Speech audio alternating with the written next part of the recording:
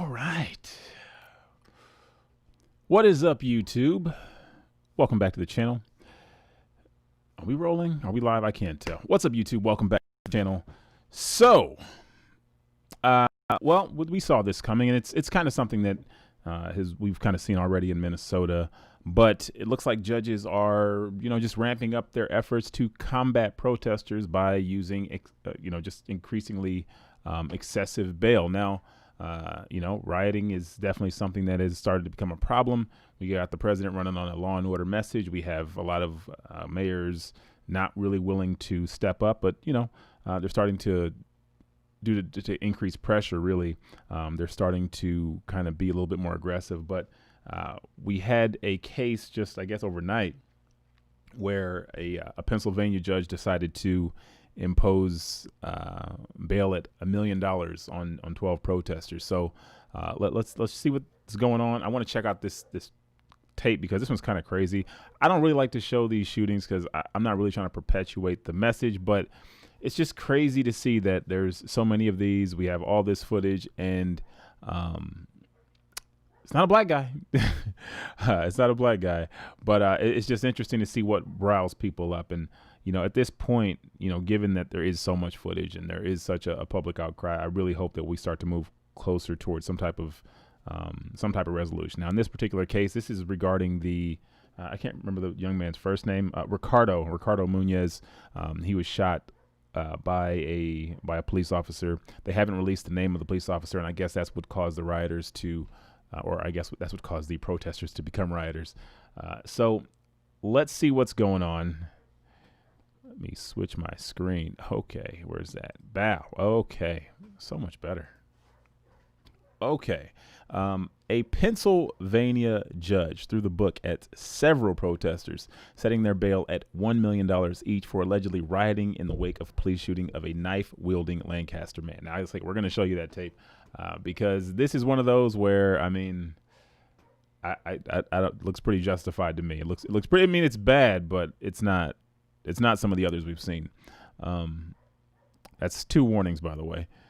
The overnight violence came on the heels of the death of Ricardo Munoz, the mentally ill 27-year-old who was seen on Bodycam footage charging at a cop with a knife in hand. The officer shot and killed Munoz Saturday afternoon outside his mother's house in downtown Lancaster. The mob marched from the scene of the shooting on Laurel Street to the police station, chucking glass bottles, rocks, bricks, gallon jugs filled with liquid, and plastic road barricades at cops, police said.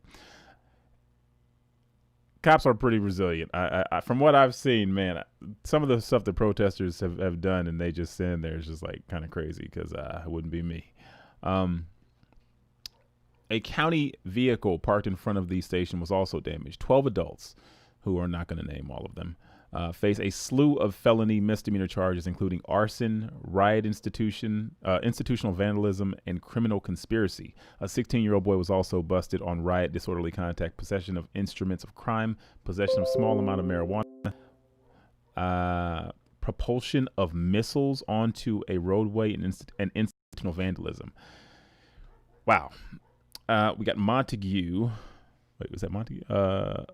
Of York Penn faces an additional charge of final or illegal possession of a firearm.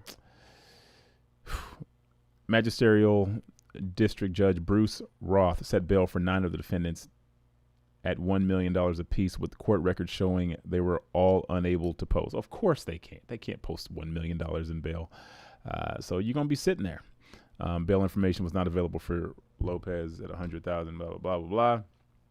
But it's kind of crazy. The absurdly high bail amounts indicate what we're seeing is not a measured pursuit of justice, but a politically motivated attack on the movement of police reform and accountability, the group tweeted, to which I disagree. I mean, they're attacking people who are committing violent acts. So again, protests, if that's what you want to do, I'm all for it. But of course, when you amplify things to the point of riot, you're going to definitely face penalties. And we know that harsher penalties are going to be coming, which is why really I'm even talking about this, because people are thinking that, we can just use this defense fund so we can get out of jail. That stuff's going to dry up. The message is going to get out that the Democrats are aligning themselves with protest or with rioters, and because of that, they're going to have to distance themselves from participating in things like that, which is going to mean you're going to be in jail. You're going to face some real penalties. So you really might want to think very carefully about what you're doing. It says about 150 protesters returned to the streets on Monday night calling for justice, but the demonstrations remained peaceful. Well, there you go. People just want answers. They want to know the name of the officer. If it was one of us, we'd be all over the news. We won't be silent anymore. Fair enough. Fair enough.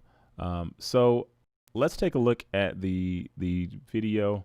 Like I said, this is body cam footage. Multiple warnings now. 2 warnings. This is going to be the actual footage. Graphic. I don't know. I mean, I guess it's graphic if you don't want to see this sort of thing. So you've been warned. Is that lined up? How about right there?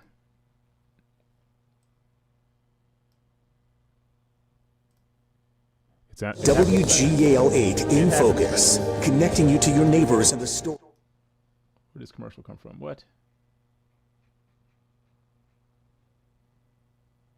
And your neighbors. Okay, they just tricked me. They just threw a commercial in there. I didn't even know you had commercials on this thing. Okay, so let's just fast forward.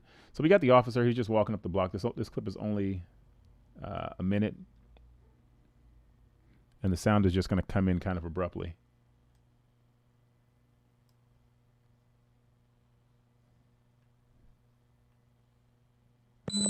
There it is.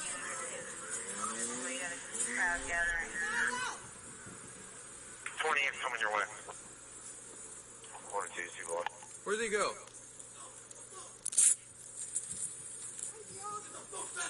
Get back, get back.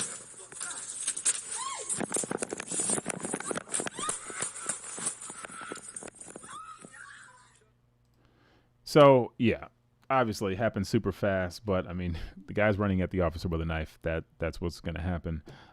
Once again, we have a situation where we have a young man who is apparently mentally ill. I think they said he was off his medication. He got in some type of domestic scuffle with his mom. He's at his mom's house. I'm not sure exactly who called the police, but police were called. He's walking up the block. The guy comes out with a knife, and the cop is running away. But the man is chasing with a knife, and, knives can become projectiles. So totally see what happened here. And again, this is police following procedure, I would think. I wouldn't expect any real charges to be filed or this officer to be found guilty of anything. But, people simply want answers at this point. But it's not about each individual instance at this particular point. Now we're just at the totality of all of this. I wouldn't even say brutality. It's just people want some kind of change, and I don't think that's unreasonable to ask for. But again, when you decide to channel your rage into rioting, violent acts, arson, destroying property, you're going to face penalties, and it looks like they're going to become even stiffer, especially as we get closer and closer to the election. So be vigilant. I'm all about organizing in order to get some type of structural change in our society, but there's a right and wrong way to do it. And rioting, it will only amount to you getting some type of criminal charges, potentially losing your voting rights in some places, high penalties.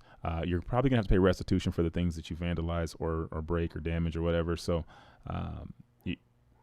no one's going to escape unscathed. But in all cases, it does seem like the judges are looking for a way to fight back with protesters, and using what some might call excessively high bail might be a legitimate way in order to at least deter potential rioters from doing so. So we got lots to talk about today. I'll be back. Next segment coming soon. If you guys like this one, make sure you give it a like, subscribe.